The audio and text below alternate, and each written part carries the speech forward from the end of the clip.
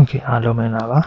အဲ့တော့ကျွန်တော်တို့ပထမဆုံးအဲ့တော့ Sketchup เนาะကျွန်တော်တို့ Sketchup လေး Sketchup Pro 2020ဒီ download ဆွဲထား link ပေးထားတယ်အဲ့ link ကနေပြီးတော့ကျွန်တော်တို့ဒီ download ဆွဲပြီးတော့ဒီ folder လေးကိုဖွင့်လိုက်မယ်ဖွင့်ပြီးတော့ဒီမှာ Sketchup file ဆိုတာရှိတယ်အဲ့ Sketchup file နဲ့ဝင်မယ်ဝင်ပြီးတော့ဒီ Sketchup ရှိဆိုတာလေးကို double click နဲ့ပြီးတော့ကျွန်တော်တို့စပြီးတော့ဒီ Sketchup 2020ကိုသွင်းရအောင်Okay အဲ့တော့ရှိပြီးသားသူတွေကတော့ဒါဒီအဆင့်ကိုကြော်သွားလာလို့ရတယ်နော်မရှိရဒီ Sketchup မသွင်းရစေတဲ့သူတွေကတော့ကျွန်တော်ဒီ video လေးအတိုင်းကျွန်တော်ကြည့်ပြီးတော့ဒီ software download ဆွဲပြီးတော့သွင်း Okay အဲ့တော့ကျွန်တော်စပြီးတော့သွင်းမယ်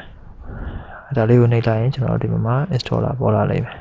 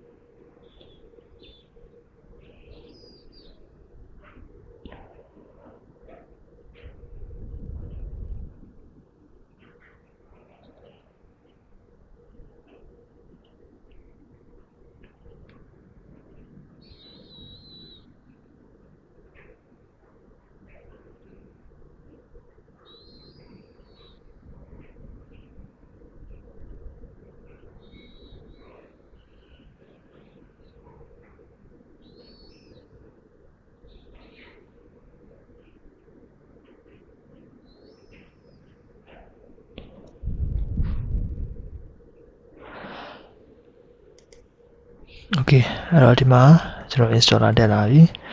Okay အဲ့တော့ဒီမှာအဲ့တော့ destination directory ရပါဒီမှာကျွန်တော်တို့ကဘယ်မှာ install လုပ်မလဲကျွန်တော်တို့ဒီ Sketchup လေးကိုကျွန်တော်တို့ဘယ်မှာ install လုပ်မလဲဆိုတာကိုကျွန်တော်တို့လမ်းကြောင်းပေးရမယ်ပုံမှန်ကတော့ကျွန်တော်တို့ပုံမှန်ကတော့ C program file Sketchup 2020ဆိုပြီးတော့ default အနေနဲ့ရှိလိမ့်မယ်ဒါကကျွန်တော်တို့ရဲ့ drive C ရဲ့က program file အဲ့ဒီမှာ program file နဲ့ Sketchup folder အဲဒီ Sketchup ထဲမှာ Sketchup 2020ဆိုတဲ့အထဲမှာ install လုပ်မှာပေါ့ဒီမှာအဲ့ဒီမှာမသွင်းခြင်း default မှာမသွင်းခြင်းကိုကျွန်တော်တို့က C ထဲမှာမသွင်းနဲ့ကျွန်တော် D ထဲမှာသွင်းမယ်ဆိုတဲ့ကျွန်တော်တို့ chain မှာပြောင်းပြီးတော့အဲ့မှာကျွန်တော်တို့သွင်းခြင်းနဲ့ကျွန်တော် software သွင်းခြင်းနဲ့ drive ထဲကိုလမ်းကြောင်းပေးပြီးတော့ထည့်လို့ရတယ်အဲကျွန်တော်ကD ထဲမှာကျွန်တော် D ထဲမှာ D ထဲကိုသွင်းနိုင်မယ်ကျွန်တော်ကနော် D ထဲမှာပြီးတော့ menu folder လုပ်လိုက်မယ်နော် D drive ထဲကိုသွင်းမယ်အဲမှာ SK 2020ဆိုပြီးတော့ folder တဲ့ယူလိုက်မယ် Okay နော် Okay တော့ပြန်လုပ်မယ် D ထဲမှာကျွန်တော်ကSK အဲ့တော့ကျွန်တော်က D ထဲမှာသွင်း C ထဲမှာသွင်းကျတဲ့နေရာမှာသွင်းလို့ရတယ်နော် D ထဲမှာ D ထဲကို menu folder အဲ့တော့ D SK 2020နော် enter ခေါ်လိုက်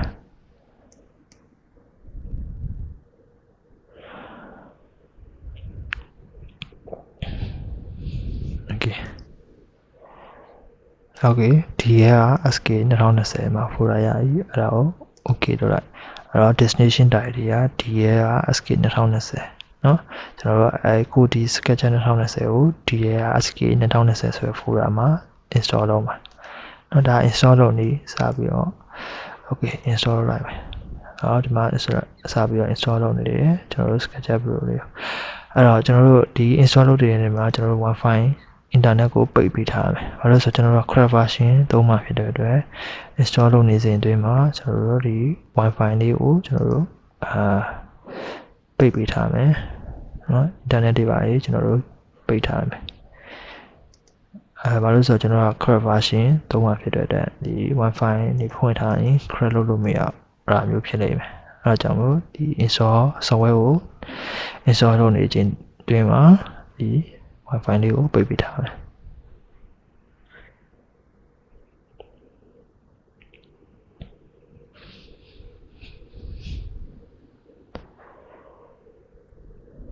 โอเคအဲ့တော့ကျွန်တော်ဒီမှာ airplane mode လုပ်ထားလိုက်မယ်โอเค Wi-Fi ပိတ်ထားလိုက်မယ်နော်โอเคရတယ်အဲ့တော့ကျွန်တော် software install လုပ်တဲ့မှာ Wi-Fi လေးပိတ်ပေးထားပါအဲ့တော့ဒီ Sketchup 2020ရှိပြီးသားလူတွေကတော့ဒါဒီ lesson ကိုကြော်သွားတယ်လို့ရတယ်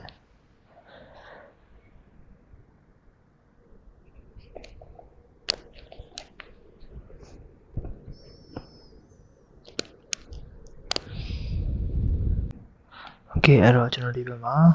registration ပြီးသွားပြီโอเค registration ပြီးသွားပြီဆိုကျွန်တော်ဒီဘက်ကို cancel registration sorry ဒါမှကျွန်တော်မပြီးသေးဘူးဒီမှာဆိုရင်ဒီကနေပြီး sketches 2020 is ready to go ဆိုပေါ်လာရင်ဒါပြီးသွားပြီကျွန်တော်တို့စပြီးတော့step model မနေနဲ့ကျွန်တော်တို့ဒါကို finish ဆိုတာပေးလိုက်เนาะဒီစင်းစီပြီးရောက်ပြီဆိုရင်ကျွန်တော်တို့ finish ဆိုတာနေလိုက်မယ်โอเคအဲ့ဒါနှိပ်ပြီးမှလို့ဆိုရင်ကျွန်တော်တို့ခုနက download ဆွဲထားတဲ့ folder လေးကိုပြန်သွားလိုက်မယ်ပြန်သွားပြီးရင်ဒီမှာ crash ဆိုတာရှိရယ် crash folder လေးရှိရယ် crash ထဲဝင်လိုက်မယ်ဒီမှာ zip file ရှိရယ်အဲ့ဒါလေးကိုကျွန်တော်တို့ zip file လေး crash zip file လေးကိုဖြည့်လိုက်မယ်โอเค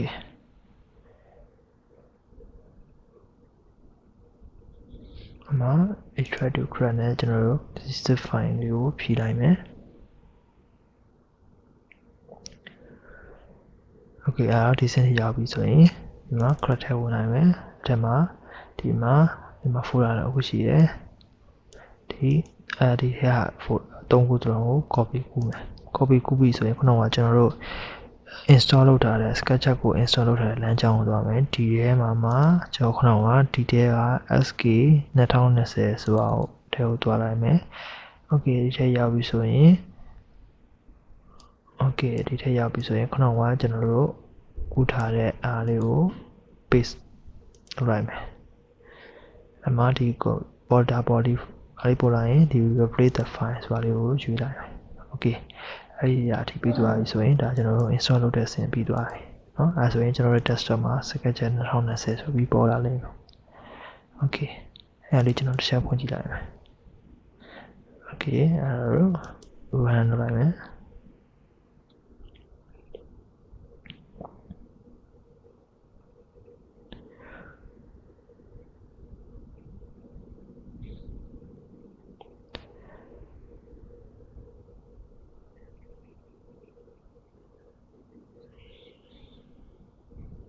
โอเคအဲ့တော့ဒီမှာ license agreement ဆိုတာပေါ်လာလဲပေါ်လာရင်အောက်ကချက်မှတ်လေးကို I agree ဆိုတာလေးနှိပ်ပြီးတော့ continue သွားမယ်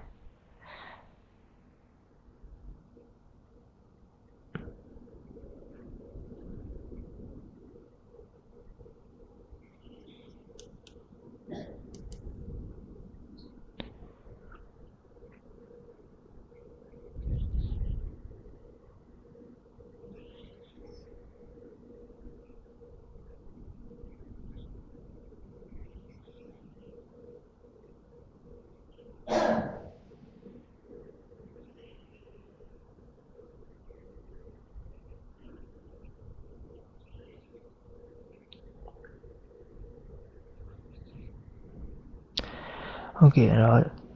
ဒီမှာ welcome to Sketchup ဆိုပြီးတော့ပေါ်လာရင်ဒါကျွန်တော်တို့ Sketchup ကိုစသုံးလို့ရတယ်โอเคအဲ့တော့စပြီးလုပ်မယ်ဆိုရင်ကျွန်တော်တို့ architecture ကိုယူပြီးတော့ architecture ကိုနေယူလိုက်မယ်โอเคဒါကျွန်တော်တို့ Sketchup နဲ့စပြီးတော့ကျွန်တော်တို့ သုံးပြုလို့ရပြီ okay Sketchup ရပြီဆိုရင်ကျွန်တော်တို့ဒီ Sketchup install လုပ်ပြီးသွားပြီနောက်သင်ခန်းစာမှာကျွန်တော်တို့ Enscape ဘယ်လိုမျိုး install လုပ်မယ်တွဲမလဲဆိုတာကိုဆက်သွားတာ okay အဲ့တော့ဒီ Sketchup ရပြီဆိုရင်ဒီမှာ Sketchup ပေါ်လာလိမ့်မယ်ဒါကကျွန်တော်တို့2020 version